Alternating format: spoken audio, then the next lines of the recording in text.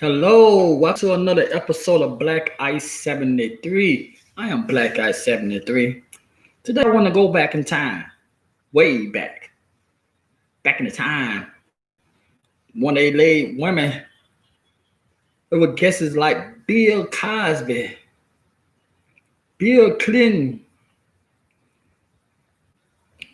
uh, Chris Rock. They said from back in the 1970s, from every male celebrity, how high price up, a high profile celebrity it was, they've been to the Playboy Mansion. They ain't said what they did in the Playboy Mansion, but I can tell you what Hugh Hefner did in the Playboy Mansion. Hugh Hefner said he had sex with over 1,000 women. 1,000 women. But this is not a story about Hugh Hefner. Everybody been told the story about Hugh. All the fancy parties, all the young ladies just running around the yard entertaining the superstars and the movie stars and the athletes. No, this is not nothing about Hugh Hefner. We know Hugh Hefner used his money and power to have sex. This is about the ladies who wrote a book about Hugh Hefner and thinking we supposed to feel sorry for him. People, through the years, it wasn't no secret that Hugh Hefner liked to test the merchandise before he put them in his magazine. According to Hugh, down there, every woman who been on the cover of Playboy magazine have had sex with him. Some of your favorite actresses, back in the days who was on the Playboy, they had sex with him. Some of them went on to be great actors and married, had children by other people. But the ones we seen on TV, the girl next doors, those were prostitutes. I know you're gonna like, what you call them prostitute? I use the same voice for everything. But you're like, what are you calling a prostitute? They're a nice, wholesome young girl from the Midwest and stuff. No. Doing my research, I came to find out, girls next doors, don't know this so-called fake reality TV show. And Hugh Hefner calling his girlfriend. Nah, they were his prostitutes. They just lived inside the mansion. Oh shit. Turn off the light. My bad. They just lived inside the mansion. And Hugh Hefner, he was paying them $1,000 a week. That was the deal they made with him. They get paid $1,000 a week just to live inside the mansion. And have sex with him every Friday. According to the ladies, it was mandatory every Friday. Every lady living in that house, they had to come in his room and have sex with him. Every Friday. Who helped him? Hold on a minute, I gotta take the call. Hey, sweetie. Hi, babe. How you? I'm good. Just sitting here making a quick video. Oh, hi. Well, I'll talk to you later. I just have one other to get to you. I'm gonna make that spaghetti. Okay. All right, sweetie. Well, all right. Talk to you later. All right, later, bro. Yeah, I'm not a chef, but I cook too. But yes, back to the story. The ladies, they were getting paid $1,000 a week. And like I was saying, every Friday, if you live in that house, you had to be in his room every Friday. According to some of the ladies, that every woman in that house will have sex with him. Every woman on that same night. And they all had to be on the leash for 2 minutes. Every lady in the house. Some of the ladies said you didn't even screen them, for see if they had sexual diseases or anything, STDs or nothing. You stayed in the house, you're gonna have sex with them. Yeah, they take turn. And then they said, according to the reports, according to the ladies, to keep him interesting, the ladies who have had sex with him or the one who waiting to have sex with him had to be in the background saying, "Go big daddy, you killing it. You doing your thing." Hugh Hefner had them cheerleading for the next lady, for the lady who had sex with him. All because of the money. They get paid. They get paid good. His main girlfriend, she been in the house for 7 years. According to them, they would get paid $1,000 a week. So to have sex with Hugh Hefner, they were getting paid $16,000. Wait, let me go back. How about to mess it up? They were getting paid $4,000 a month to have sex with Hugh. They wasn't allowed to have a boyfriend. If they did have a boyfriend, he wasn't allowed to spend no time in the mansion. You see when Kendra, I think her name Kendra, when she got married to that NFL player, he had to come in there and get permission. Ask him, could he have sex? I used to look at the show. Don't get me wrong. I ain't gonna sit here and prank. I used to look at every reality show. Now I remember that episode when he had to go in there and say, "Hey, Hugh, I'm in love with Kendra and I want to marry her." She had to go in there and ask permission. That's crazy. Crazy, man. Now, a bunch of them ladies done wrote a book about their experience in doing Playboy Mansion. See, Hugh made it seem so nice, saying, "Oh, that's my girlfriend." Same time I just said they prostitute. That's all they were. You getting paid $1,000. They wasn't allowed to stay out past 9:00. If they had another man, they had to go ahead and sleep with him early. Again, come on back to the house. It wasn't allowed to embarrass him on social media, Instagram, Facebook, any social media. They had to portray themselves like a great woman. No, they can't be drunk out in public. Hell no. You said y'all ain't gonna be drunk. They're like, get y'all little fast ass in there. You get drunk after 9. You ain't getting drunk. Why them camera rolling or nothing like that? You wasn't playing that. And then they also said when Hugh get mad at them, he'll chastise them verbally. He will tell them, "You looking fat, you need to go in the gym. You need to do something about your hair. You need to do something about your appearance." When he get pissed off on them, you just tell them, "It looked gross in them. It looked nasty. Go do something with yourself." All they doing glam and feigned on the outside, like I was looking at the show. I was like, "Oh man, you got them guts." Didn't know he was paying for them. Didn't know he was paying $1,000 a week for them. But that's the life. Some people want to be famous so bad, they'll live as a prostitute. I ain't calling them ladies a prostitute now. But when they run that show, they were a prostitute. I don't give a damn what y'all say. Anytime you got to get paid $1,000 and you be on a schedule, they want on a schedule to have sex people. You be in my room.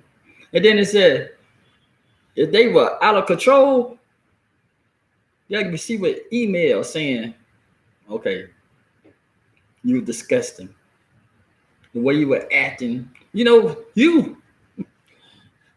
Oh, Grandpapa, you wasn't playing that jump. Like, you represent me, lady. Oh, I can't deal with you. But you know I like reading. So I'm gonna read you. They said the 15 worst things playmates have said about life in the Playboy Mansion. Number one, they said everyone think that the infamous metal gate was meant to keep people out, but Holly Madison said it was there to keep them in. She said, you know that line for those who look at used to listen to Get Him All back in the day when he said, "I wanted the gate will pull up to keep drugs out or keep her ass in." How the manager said that gate will put up to keep their ass in. That's number two. When you here, you have to be in by 9 p.m. That was their curfew. Grown ass women curfew, but they want the fame. They said you're not allowed to invite any friends up to see you. That what Carol Howard said. That's the number three. Every Friday morning, we had to go into the Hef room, wait while he pick up all the dog poop off the carpet, and then ask for our allowance, $1,000 counted out in Chris $100 bill for a safe in from one of the safe in one of his bookcase. He said we all hated this process. Hef would always use the occasionally to bring up anything he wasn't happy about in the relationship. He said most of the complaint was about the lack of harmony among the girlfriends or your lack of sexual participation in the parties he held in his bedroom. If we've been out on the town for any reason and missed out on the official going out night, when Hef liked to parade his girls at the nightclub, he wouldn't want to give us the allowance. He used it as a weapon, though Elizabeth St. James said in her book. Number four, they said, I hate putting my hands out, but we couldn't have our jobs other than getting an appearance fee. So Kendra said they had to go in there and beg for the money. He said, y'all can't work nowhere. You go do your Playboy jump. That's it. Get back to the house. Beg for my money. This is number five. If you do something wrong, you'll get an email. There is strict code of conduct. There are even rules about Instagrams and Twitter. You got to show everything in a good light. And if you drunk in a picture, you'll be in trouble. That's what Melissa Howell said. This is number six. This is although we all did our best to decorate our room and make them homey, said the mattress on our bed were disgusting.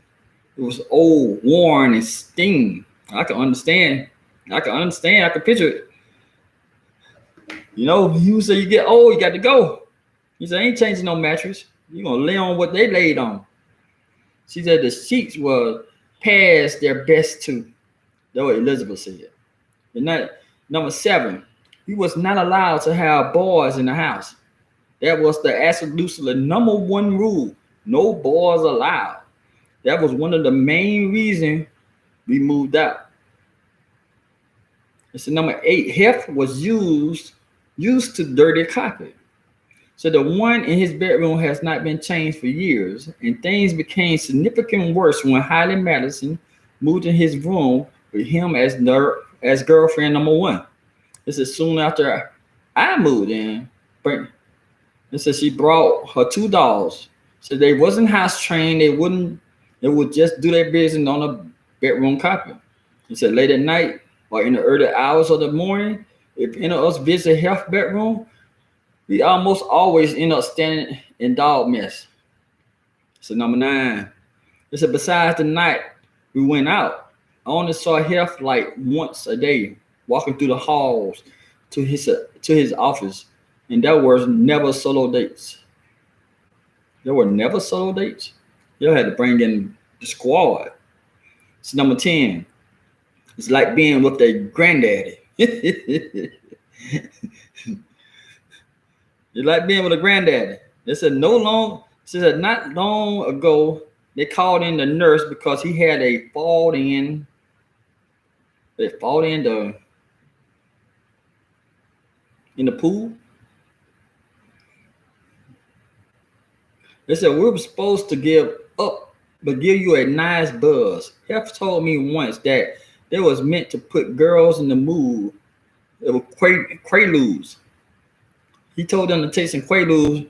The girl could be in the mood for sex. That's number 12. When you first get started, his main girlfriend give him oral sex. Then she had sex with him. She's the first to go because that's the safest for her. No protection and no testing. He doesn't care. That was Jill Ann Spotting said. It's number 13. Hef just lies there with his blue pill erection. It's just a fake erection.